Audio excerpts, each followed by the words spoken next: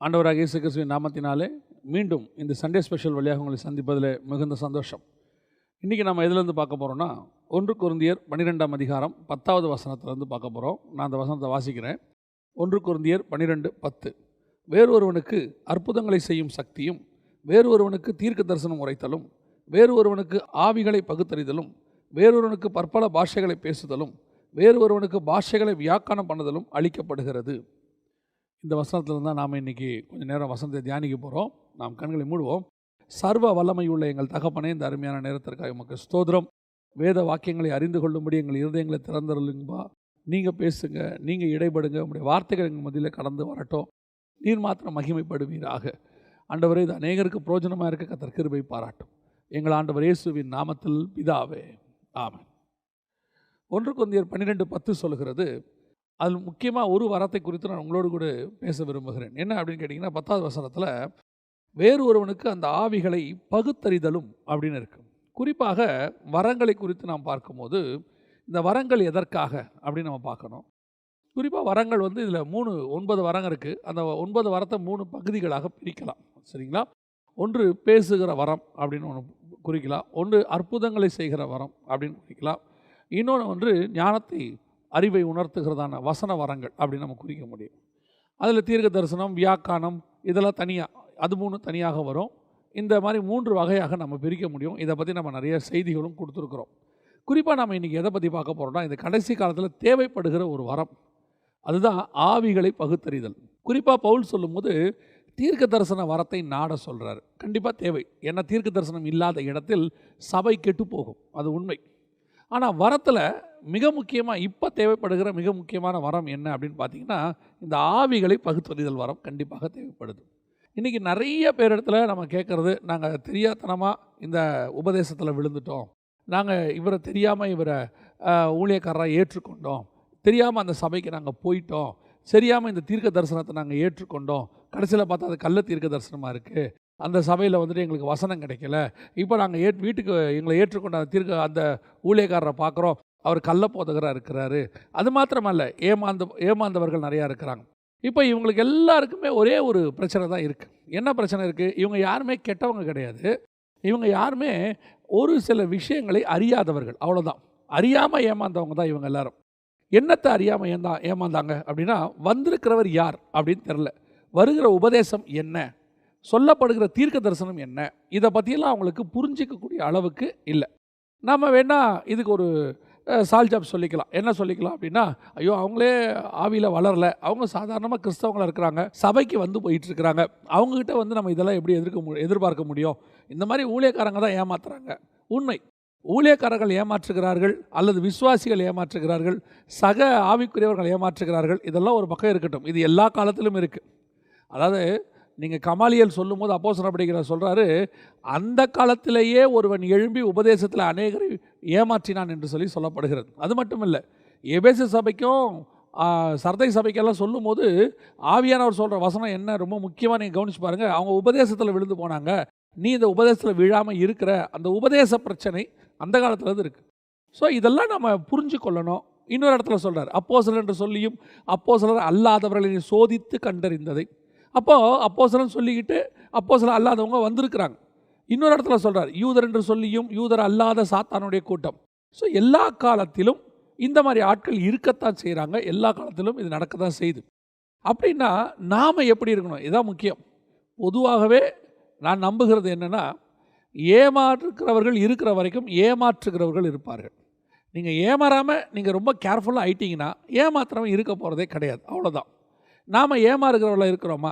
மாம்சத்தின்படி பல இடங்களில் நாம் ஏமாறத்தான் செய்கிறோம். மனுஷனை நம்புகிறோம், பல இடங்களில் அவங்க கொடுக்குற வாக்குறுதிகளை நம்புகிறோம், பல இடங்களில் நம்ம நினைக்கிற எதிர்காலத்தை பற்றின காரியங்களாக சொல்லும் போது, அப்போ இது நடந்தால் நல்லா இருக்குமேன்னு சொல்லிட்டு அதை நம்ம நம்புகிறோம். உண்மையிலேயே நாம் ஏமாறாமல் இருப்பதற்கு என்ன செய்யணும் அப்படின்னு கேட்டிங்கன்னா, இப்போ சபைகளுக்குள்ளே தேவைப்படுகிற மிக முக்கியமான வரம் எது அப்படின்னா, ஆவிகளை பகுத்தறிதல். இந்த ஆவிகளை பகுத்தறிதல் அப்படின்னா என்ன, இதை எப்படி நாம் பகுத்தறியறது அப்படின்னு சொல்லி நாம் இன்றைக்கி பார்க்க போகிறோம். இதான் இன்றைக்கி ஒரு வேத பாடம் மாதிரி தான் நாம் இன்றைக்கி பார்க்க போகிறோம். குறிப்பாக வெளிப்படுத்தின விசேஷம் 13ஆம் அதிகாரம் 11வது வசனத்தில் ஒரு சம்பவம் இருக்குது. அங்கே என்ன சொல்லப்படுகிறது? பின்பு வேறொரு மிருகம் பூமியிலிருந்து எழும்பி வர கண்டேன். அது ஒரு ஆட்டுக்குட்டிக்கு ஒப்பாக 2 கொம்புகளை உடையதாக இருந்தது, வலு சர்ப்பத்தை போல பேசினது அப்படின்னு இருக்கு. இந்த சம்பவத்துக்கு பின்னாடி இருக்கிற ஆவிக்குரிய அர்த்தம் வேறு. நம்ம இதை பற்றி நிறைய இடத்துல எடுத்துருக்குறோம். ஆனால் உண்மையிலேயே இதில் இருக்கிற இன்னொரு சத்தியம் என்ன அப்படின்னு பார்த்தீங்கன்னா, அது பார்க்குறதுக்கு எப்படி இருக்குது அப்படின்னு கேட்டிங்கன்னு சொன்னால், ஆட்டுக்குட்டியை போல இருக்கிறது. 2 கொம்புகளை உடையதாக இருந்தது, ஆட்டுக்குட்டியை போல இருக்கிறது. ஆனால் வசனம் சொல்லுது அது சர்ப்பத்தை போல பேசினது. அப்படின்னா என்ன அர்த்தம்? பார்க்குறதுக்கு ஆட்டுக்குட்டி, ஆனால் உள்ளே இருக்கிற ஆள் யாருன்னா சர்ப்பம். இப்போ நீங்கள் வந்து நின்று பேசினா மட்டும்தான், அது சத்தத்தை மட்டும் வச்சு தான் நீங்கள் கண்டுபிடிக்க முடியும், அது சர்ப்பம்னு கண்டுபிடிக்க முடியும். ஆனால் நீங்கள் பெரும் பார்க்குறவங்களாக இருந்தீங்கன்னா அது வெறும் ஆட்டுக்குட்டி மாதிரி தான் இருக்கும். உதாரணத்துக்கு நிறைய ஊழியர்கள் இருக்கிறார்கள், நிறைய ஆவிக்குரியவர்கள் இருக்கிறார்கள், நிறைய கிறிஸ்தவ வியாபாரிகள் இருக்கிறார்கள். நான் சொல்கிறது உலக பிரகாரமாகவே கிறிஸ்தவ வியாபாரிகள், நான் ஊழியர்களில் இருக்கிற வியாபாரிகளை சொல்லவில்லை, உலக பிரகாரமாகவே கிறிஸ்தவ வியாபாரிகள் நிறைய வியாபாரம் பண்ணுறவங்க இருக்கிறாங்க. ஆனால் இவங்க எல்லாம் பேசும்போது பார்த்தீங்கன்னா கிறிஸ்தவத்தை போல பேசுவாங்க. கிறிஸ்தவத்தினுடைய வசனத்தை வச்சுக்கிட்டு உங்கள்கிட்ட நுழையும் போதே பிரைஸ் த லார்ட், ஹல்லேலூயா அப்படிம்பாங்க. நம்ம அந்த பிரைஸ் த லார்டுன்னு சொன்ன உடனேயே நம்ம 50% அவங்க நம்ப தொடங்கிடுவோம். ஏன்னு சொன்னால் அவங்க பிரைஸ் த லார்ட் சொல்கிறாங்க, நம்ம ஆவிக்குரியவங்க அல்லேலூயா சொல்கிறாங்க. அப்பயே நம்ம இருதயம் அவங்க பக்கம் திரும்ப தொடங்கிடும். ஆனால் அதுக்கு அப்புறம் அவங்க பேசுகிற வார்த்தைகளை நிதானிக்க தவறிவிடுவோம். அதுதான் இங்கே மிக முக்கியமான ஒரு பிரச்சனை. இவங்க வந்து நிற்கிறவங்க யார் நிற்கிறா அப்படின்னு கேட்டால் உண்மையிலேயே சர்ப்பம். இவங்க யார்?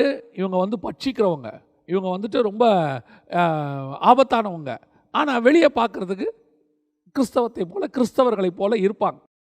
இவங்களுடைய சத்தத்தை வச்சு நிதானிக்க தெரியணும். அந்த நிதானிக்க தெரிகிறதுக்கு தான் உங்களுக்கு எது தேவைன்னா, பரிசுத்த ஆவியானவருடைய வரமாகிய ஆவிகளை பகுத்தறிதல் அப்படிங்கிற வரம் வேணும்.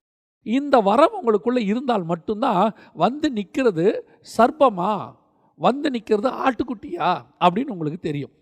இல்லைன்னா நீங்கள் அதை ஆட்டுக்குட்டினே நினச்சிட்டு இருப்பீங்க. எத்தனை பேர் கிறிஸ்தவர்களிடத்தில் ஏமாந்தவர்கள் இருக்கிறார்கள்? அதான் ரொம்ப முக்கியம். கிறிஸ்தவர்கள்னு பேர் சொல்லிக்கிட்டு எத்தனை வியாபாரிகள் நம்மளை ஏமாற்றி இருக்கிறாங்க. கிறிஸ்தவர்கள்னு சொல்லி உங்களை எத்தனை விசுவாசிகள் கூட ஏமாற்றி இருக்கிறாங்க. நம்ம என்ன சொல்கிறோம்? ஏமாந்த பிறகு நான் அவங்கள ரொம்ப நம்பினேங்க. உண்மைதான், நல்லா கவனிச்சுக்கொள்ளுங்க. ஏமாற்றுகிறவர்கள் வெறும் கிறிஸ்தவத்துக்குள்ளே மட்டும் இல்லை, வெளியேவும் இருக்காங்க. அவங்க வெளியே எக்கச்சக்கமாக இருக்கிறாங்க. ஆனால் நாம் அவங்கக்கிட்ட ஏமாற மாட்டோம். நம்ம அவங்கள பார்த்த உடனே கொஞ்சம் ஜாக்கிரதை ஆயிடுவோம். அதே நேரத்தில் கிறிஸ்தவங்கன்னு சொல்லும் போது அந்த ஜாக்கிரதை தன்மை நம்ம கொஞ்சம் குறையும். ஏன் குறையும்? பிரைஸ் தி லார்ட் சொல்கிறாங்க, அவங்க வந்துட்டு நம்ம ஆளில் ஒருத்தர் அப்படின்னு உங்களுக்கு ஒரு நினைப்பு வந்துடும். அப்படி வந்து நின்ன உடனே நாம் அவங்கள ஆட்டுக்குட்டியாக நினைக்க ஆரம்பிச்சிடறோம். ஆனால் உங்களுக்குள் வந்து நிற்கிறவன் ஆட்டுக்குட்டியா சர்ப்பமா அப்படின்னு கண்டுபிடிக்கிற ஆவிகளை பகுத்தறிகிற அந்த வரம் இருந்தால் வந்து நிற்கிறது ஆட்டுக்குட்டியா அல்லது சர்ப்பமான்னு கண்டுபிடிச்சிடலாம். பாருங்கள், யூதாஸ் வந்து நிற்கிறார். யூதாஸ் வந்து நிற்கும் போது எல்லாரும் யூதாஸை ஆட்டுக்குட்டியாக தான் பார்க்குறாங்க. அத்தனை பேரும் நிற்கிறாங்க, பந்தியில் உட்காந்துருக்கிறாரு, எல்லாரும் அவரை ஆட்டுக்குட்டியாக தான் பார்க்குறாங்க. ஆனால் இயேசு கிறிஸ்து மட்டும்தான் அவனை சர்ப்பமாக பார்க்குறாரு. ஏன்னா அவனுக்குள்ளே இருக்கிறது அவருக்கு தெரிகிறது. அவர் சொல்கிறாரு, நீ போய் செய்கிறதை துரிதமாய் செய். அப்போ கூட இவங்க என்ன நினச்சிக்கிட்டாங்களா? வசனம் சொல்லுது, அவர் ஏதோ பண்டிகைக்கு ஆயத்தம் பண்ண சொல்லுகிறார் என்றோ அல்லது ஏழைகளுக்கு உதவி செய்ய சொல்லுகிறார் என்றோ இவர்கள் நினைத்து கொண்டார்கள்னு வசனம் சொல்லுது. ஆனால் அவன் தான் காட்டி கொடுக்கிறவன். அதுதான் ரொம்ப முக்கியம். அவன் காட்டி கொடுத்த பிறகு தான் இவங்களுக்கெல்லாம் தெரியுது இவன் தான் சர்ப்பம் அப்படின்னு. நமக்கு ஒரு விஷயம் நடந்த பிறகு எல்லாருக்கும் தெரியும் போது நமக்கு தெரியும், அது பெரிய விஷயம் இல்லை. ஆனால் வந்து உட்காரும் போதே அவன் யார்? அவன் உட்கார்ந்துருக்கிறவன் ஒரு சர்ப்பம். அதே நாத்தான்வேல் வரும்போது கபடமற்ற உத்தம இஸ்ரவேலன். அப்போ நமக்கு தெரியுது வந்து நிற்கும் போதே யார் கபடமற்ற உத்தம இஸ்ரவேலனா, காட்டி கொடுக்கக்கூடிய வலு சர்ப்பமா. இதுக்குத்தான் அந்த ஆவிகளை பகுத்தறிகிறது நமக்கு வேணும். இந்த ஆவிகளை பகுத்தறிகிற வரம் உங்களுக்கு இருந்தால் முதலாவது நீங்கள் ஏமாற்றப்படாமல் இருப்பீர்கள். நீங்கள் இயேசு கிறிஸ்துவை கொஞ்சம் இப்போ நம்ம வந்து அவரை கடவுளை தான் பார்க்குறோம், எந்த மாற்று கருத்தும் இல்லை. நமக்கு அவர் தான் தேவன், பிரச்சனை இல்லை. நீங்கள் ஒரு உலக பிரகாரமாக சாதாரணமாக இதை ஒரு சம்பவமாக பாருங்கள். இது ஒரு ஆர்கனைசேஷன் வச்சுக்கோங்க. இப்போ இயேசு கிறிஸ்து ஒரு 12 பேரை வேலைக்கு வச்சுருக்கிறார். நான் ஸ்பிரிச்சுவாலிட்டியை கொஞ்சம், இது ஒரு கற்பனை, ஸ்பிரிச்சுவாலிட்டியை கொஞ்சம் ஓரமாக வச்சுருங்க. இப்போ அவர் 12 பேரை வேலைக்கு வச்சுருக்கிறார். வேலைக்கு வச்சுருக்கும் போது இந்த 12 பேரில் ஒருத்த மோசமானவன். அந்த மோசமானவனை இந்த 12 பேரோடைய தான் அவர் உட்கார வச்சிருக்கிறார். எல்லார மாதிரியும் தான் அவர் இருக்கிறான். ஆனால் இந்த 12 பேரில் அந்த ஒருத்த மோசமாக இருந்ததுனால லிட்ரலாக பாருங்கள், நான் சொல்கிறது சாதாரணமாக இயேசு கிறிஸ்துவை ஒரு ஓனராக, ஒரு ஆர்கனைசேஷனுடைய ஓனராக கீழே வேலை செய்கிற 12 பேராக பாருங்கள். அப்படி சொல்கிறேன். நீங்கள் அப்போஸ்தலர்கள், ஸ்பிரிச்சுவாலிட்டி, அவர் தேவன், அதெல்லாம் உண்மை. அதில் நான் ஒரு கற்பனைக்காக சொல்கிறேன். இப்போ பாருங்கள், ஒரு ஆர்கனைசேஷனை நம்பி சேர்த்தாச்சு. 11 பேர் நல்லவன் வேலை செய்கிறான், ஒரே ஒருத்த சர்ப்பமாக இருக்கிறான். அந்த ஒருத்த என்ன பண்ணிட்டான் தெரியுமா? ஒரு ஆர்கனைசேஷனையே செதறி போக பண்ணிட்டான். க்ளோஸ் ஆயிடுச்சு. அந்த இடத்துல ஆர்கனைசேஷன் க்ளோஸ். அது மட்டும் இல்லை, அவன் அந்த ஓனரையே சாவடிச்சிட்டான் பாருங்க. ஓனரையே காட்டி கொடுத்துட்டான். ஓனரும் சிலுவையில் அறையப்பட்டார், ஓனர் செத்துட்டார். இப்போ நான் உலக பிரகாரமாக சொல்கிறேன். நம்முடைய தேவனுக்கு நமக்கு தெரியும், அவருக்கு இதை அவன் பண்ண போகிறான்னு தெரியும். எல்லாம் கரெக்டாக தான் அவர் பார்த்து அவரே தான் சொல்லி அனுப்புகிறார். நான் இப்போ அந்த வரல, இன்னொரு ஆங்கிளில் இப்போ நம்மளாக இருக்கிறோம். நம்ம இப்படித்தான் நிறைய பேரை நம்பி இருக்கிறோம். நிறைய பேரை நம்பி சர்பத்தை உள்ளே விட்டுட்டோம். உள்ளே வந்தது நிறைய பேருடைய குடும்பத்தையே காலி பண்ணிருச்சு. உள்ளே வந்தது நிறைய பேருடைய வியாபாரத்தை காலி பண்ணிருச்சு. உள்ளே வந்தது நிறைய பேரை சாகடிக்கவே செஞ்சிருச்சு. அவன் பண்ணதனுடைய விளைவு வியாபாரம் நஷ்டமாகி குடும்பம் பிரிஞ்சு போய் கடைசியாக தற்கொலை பண்ணி செத்தவங்களாக இருக்காங்க. உள்ளே கொஞ்சம் டீப்பாக உள்ளே ஆராய்ச்சி பாருங்கள். அவங்க யாராவது ஒருத்தனை நம்பி வீட்டுக்குள்ளே விட்டுருப்பாங்க. அப்படியே வீட்டுக்குள்ளே விட்டு நடுத்தருவுக்கு வந்தவங்க நிறைய பேர் இருக்கிறாங்க. ஏன் அவங்க விட்டாங்க? நம்பினாங்க. நம்பிக்கை யார் மேலே? சர்பத்தின் மேலே. ஆனால் வந்து நின்னது ஆட்டுக்குட்டியின் போர்வையில். இதுக்கு தான் நீங்கள் கேர்ஃபுல்லாக இருக்கணும்னு நான் சொல்கிறேன். உங்களை சுற்றிலும் நிறைய சர்ப்பங்கள் இருக்கிறது. நீங்கள் அதை ஆட்டுக்குட்டிகள் என்று நினைத்து கொண்டிருக்கிறீர்கள். ஏமாற்றப்பட்ட பிறகு உணர்வடைகிறதுல பிரயோஜனமே கிடையாது.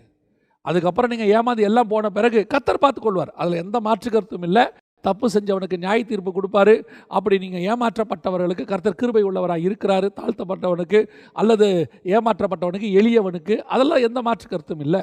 ஆண்டவரே என்ன தெரியுமா சொல்கிறாரு? நீங்கள் புறாக்களை போல கபடற்றவர்களாயும் இருங்க, அதே வேளை சர்பத்தை போல வினா உள்ளவர்களாயும் இருங்க, கேர்ஃபுல்லாக இருங்கன்றார். இன்றைக்கி நம்ம அப்படி இருக்கிறோமா?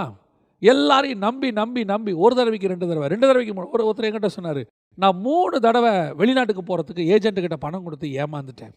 ஒரு தடவை ஏமாந்தேங்கிறது நியாயம், 3 தடவை நான் ஏமாந்துட்டேன். முதல் தடவையிலே எக்ஸ்பீரியன்ஸ் வர வேண்டாமா? பார்க்கும் போதே தெரிய வேண்டாமா இவன் ஏமாத்துவானா ஏமாற மாட்டானா? சிலர் பேசுகிறத வச்சு, எனக்கு ஒரு தாயாரை தெரியும். அந்த தாயாரோடு கூட நான் பழகின நாட்களில் அவங்கக்கிட்ட கற்றுக்கிட்ட ஒரு விஷயம் என்ன அப்படின்னு கேட்டிங்கன்னா, ஒரு மனுஷன் பேசும்போதே அந்த மனுஷனை குறித்து ஒரு 50% அவங்க சொல்லிடுவாங்க. தீர்க்க தரிசனம்லாம் கிடையாது. அவங்க சொல்லுவாங்க, இவன் பேச்சே சரியில்லைடா, ஆனால் அவங்க நல்லா பேசிகிட்டு இருப்பாங்க உட்காந்து. இது எத்தனையோ பெரியவங்களுக்கு அனுபவத்தில் வருது. 50 வருஷம் 60 வருஷத்தில் அனுபவத்தில் வருது. அவங்க என்ன பண்ணுறாங்க, ஏது பண்ணுறாங்க அப்படின்னு சொல்லி.